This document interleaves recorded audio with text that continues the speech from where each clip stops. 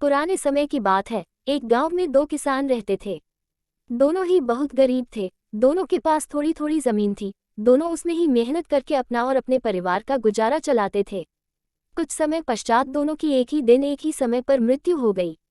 यमराज दोनों को एक साथ भगवान के पास ले गए। भगवान ने उन्हें देख के उनसे पूछा, तुम्हारे इस जीवन में क्या कमी थी?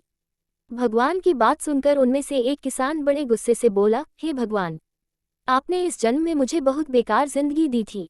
आपने कुछ भी नहीं दिया था मुझे।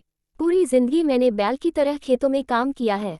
जो कुछ भी कमाया वह बस पेट भरने में लगा दिया। न ही मैं कभी अच्छे कपड़े पहन पाया और न ही कभी अपने परिवार को अच्छा खाना खिला पाया। जो भी पैसे कमाता था कोई न कोई आकर के मुझसे लेकर चला जाता था और मेरे हाथ में कुछ भी नहीं आया। देखो कैसी जानवरों जैसी जिंदगी जी है मैंने।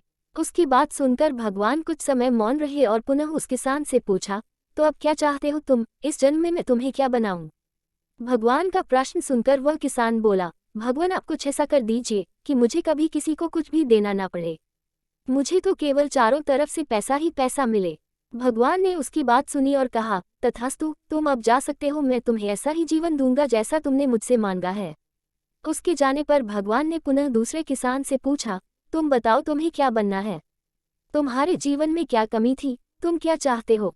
उस किसान ने भगवान के सामने हाथ जोड़ते हुए कहा, हे भगवान, आपने मुझे सब कुछ दिया, मैं आपसे क्या मांगूं? आपने मुझे एक अच्छा परिवार दिया, मुझे कुछ जमीन दी जिस पर मेहनत से काम करके मैंने अपने परिवार को एक अच्छा जीवन दिया। खाने के लिए आपने मुझे और मेरे परिवार को भरपेट खाना दिया।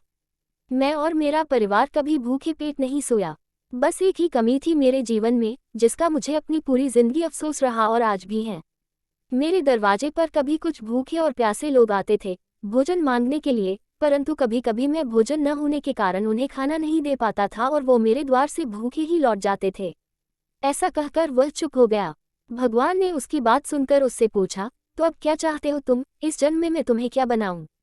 किसान भगवान से हाथ जोड़ते हुए विनती की, हे प्रभु, आप कुछ ऐसा कर दो कि मेरे द्वार से कभी कोई भूखा प्यासा ना जाए। भगवान ने कहा, तथास्तु, तुम जाओ, तुम्हारे द्वार से कभी कोई भूखा प्यासा नहीं जाएगा। अब दोनों का पुनः उसी गांव में एक साथ जन्म हुआ। दोनों बड़े हुए। पहला व्यक्ति जिसने भगवान से कहा था कि उसे चारों तरफ से केवल धन मिले और कभी किसी को कुछ देना ना पड़े, वह व्यक्ति उस गांव का सबसे बड़ा भिखारी बना। अब उसे किसी को कुछ देना नहीं पड़ता था और जो कोई भी आता उसकी झोली में पैसे डाल के ही जाता था। और दूसरा व्यक्ति जिसने भगवान से कहा था कि उसे कुछ नहीं चाहिए, केवल इतना हो जाए कि उसके द्वार से कभी कोई भूखा प्यासा ना जाए, वह उस गांव का सबसे अमीर आदमी बना। कहानी से सीख, हर बात के दो पहलू होते हैं, सकारात्मक और नकारात्मक। अब ये आपकी सोच पर निर्भर करता है कि आप चीज़ों को नकारात्मक रूप से देखते हैं या सकारात्मक रूप से।